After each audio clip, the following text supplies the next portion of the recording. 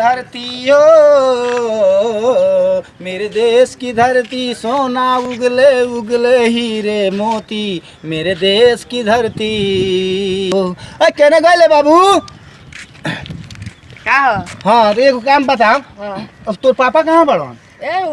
बड़न काम पर। आय काम पर कितना तो हम जान मान करी ने आ बाबूजी से तो का कहल बड़ा सो कि बाबूजी हमारे पर गुस्सा हो गइल बड़ा। हम कहाँ कुछ कर लबानी उनकरे से? हैं हम कहाँ ते अपना दादा से कुछ नहीं कहले? कुछ नहीं कहले ना पूछी। हां हां पूछो। हैं अरे बाबूजी कहाँ बानी अपना के? हाँ बोला का कहता रहो। अच्छा प्रणाम। प्रणाम प्रणाम बोला। कहानी आई थी हाँ कि बबुआ का कहल रहुआ से? अरे तो बबुआ के काहे अतरे कोइले बाड़ो? काती हम पतले बनी स्कूले जाता तबो ओकरा के डांटता रहो। खाना खाता तबो डांटता रहो। बट खाना खाए के कहीं ने कि आराम से खा के हाँ आ बस्ता उठाव हाँ। स्कूल जा।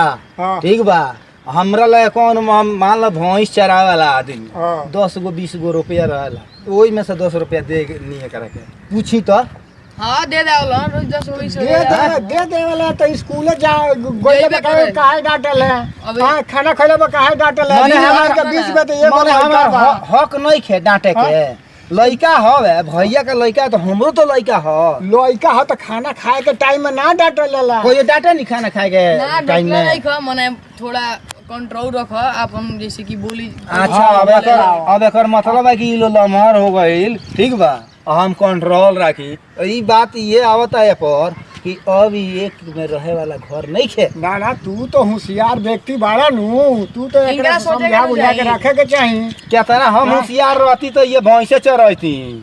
भोई चराल कोनो बुरा बात थोड़े हो। ना। घर के जाल देखल बुरा बात शुरू थोड़े से तो उनके पढ़ावल लिखल लगी ना खाली भैंस चरवाल लगी हमरा से घास कटवाल लगी। आज पढ़े लिखे रहती हम तो धोड़ा भैया खान हम तो रहती बाहर। अरे सारा लोग के नौकरिये थोड़े लागेला। हाँ घरवा के कारवा के करी? जब 100 लोग पढ़िए ली तो घरवा के कारवा के करी? हमारा से अब ना होई। हाँ तो घर के काम हमरा से ना होई। के करे जाई? हाँ तो बांट दो। उनकर के पढ़ौनी तो उ तो जे शहरे पकड़ ले। ठीक बा तो बांट दो उनको को बुलाओ बांट दो। हम ना रहे में एक में बाटे उटे के बात मत करो। आज आवे वाला बड़ा नु हो। हाँ ठीक बा दोनों भैया आज आवे वाला बड़ा। एतरे करबो तो पिटइबो कहीं जइबो ना। हाँ ठीक बा तार फर्ज बा तू बाप हो तू हमरा के मार सकता रह लेकिन ई सब मत कहियो। जवान बेटा हो जाला तो ओकरा के ना कह जाला पिटइबो ई चीज मत कहियो। आ ढोड़ा भैया आवत रहन अभी भैया कहतनी प्यार से तो जानते बड़ा भैंसवार के लाठी कैसन होला देखत न बड़ा बानु जानकारी कि नहीं खे? जानकारी तो बहुत बा तो हाँ? से बेसी जानकारी बा। मतलब ई बोल बा कि जे गलती करबो तो पिटइबो ना बाटे के कहत। कौन हम गलती करी हम बांट लेम हमरा नहीं खा जरूरत उनका बाल बच्चा से हमरा काम मतलब है पियाव अब स्कूल भेजा 10 गो रुपया दई कहाँ से आई? आ तोहार बाल बच्चा होई तब के का हो? अरे जो ये होई तो ये नु हम बाटे बाटे ना बांट देम तो यही बड़ा कुल बेच बिकिन देबा तू। आओ तारा भर ढोड़ा भैया आज होई मारधान जौन होई तौन होई हम आउ सरी आओ तनी।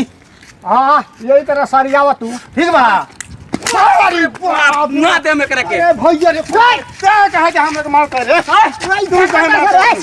तू कहे मारता रे समझा नहीं तोरा जान इस बेर कहानी कि आओ घर है हई देखो हई खा के पहिलंट भइल बा दिन भर हई रहता ही और छोड़ा आई कह देनी तो एबर हां बाबूजी ये करा तू मारामारी करा तोरा बड़ी साफ सरिया जंदर गिराई माथा लठौआ लगता सवारे। कुछ बुझात नहीं खे मारामारी करा तोरा तू साफ तोरा के नाक उक सब फूट दे हम आज इज्जत ले बस सब घर दुआर तू अरे भैया भूल जाने का बहुत कौन जब बाहर का मुआवी बुढ़वा होता अरे अनिया बुढ़वा मुआ दी। सुनो लगे ना हो जाए देखे में रह जाए हैं चाहे तो कुछ हो गइल बात मानन जलन बाप महतारी के कहला बा? बाप महतारी के बात मानल जाला जाए हम में कथी भइल होगे तो गार्जियन के सामने तू एंग करबे हम कथी हमारी करतानी? रही कि ना रही हम कथी करतानी 10 गो रुपया रोज बबुआ के देबे करनी पड़े जाला हैं हम कथी करी नाटक कइले बड़ तू नाटक होता है घर में लड़का बड़ा सा लड़का के समझा तनी समझा देवे के अरे ठीक ना होई समझा देवे के पता है लठ देखा तारा कि ना? हम देखता नहीं हमरा ओकर कोनो परवाह नहीं खे। उ 20 लाठी तू मार लो पीछे से लेकिन आगे अगर मार दलो तब तो जुलुम बा। आओ तनी हम आओ तनी खेत और शांत रह। ठीक बा हम राजेश कुमार और ये वीडियो अच्छा लागल होई तो कृपया लाल बटन दबा के सब्सक्राइब कर दी और साइड में भी बेल आइकन लौकेला ओकरो के भी दबा दी। नमस्कार भैया, मैं भोजपुरी कार्यक्रम का कार्यकर्ता अजय मिश्रा। हम आप सबसे गुजारिश करतनी कि अगर हमने के वीडियो पसंद आवे तो सब्सक्राइब कल न भूलल जाई और लाल बटन दबा के ओके कल जाई आ सब के ऊपर शेयर कर दहल जाई जौना से सब के ऊपर अच्छा लगी। नमस्कार, जय हिंद, जय भारत। मैं निराला भोजपुरी से वीडियो कॉमेडी वीडियो भेज रहा हूँ, बहुत पसंद करें, सब्सक्राइब कर दीजिएगा। सुनी तंगा कृपा करके बेलो आइकन भी दबा दें। खाली सब्सक्राइब पहले से ना होला, बेल आइकन दबा दें तो नोटिफिकेशन मिले तुरंत। हाँ भैया भाभी हमारी ई सुनी लगन कि कम से कम वो लालका बटनवा जरूर दबा लगन कि ऊपर कुछ प्रोमिस होखे। जय हिंद, जय भारत।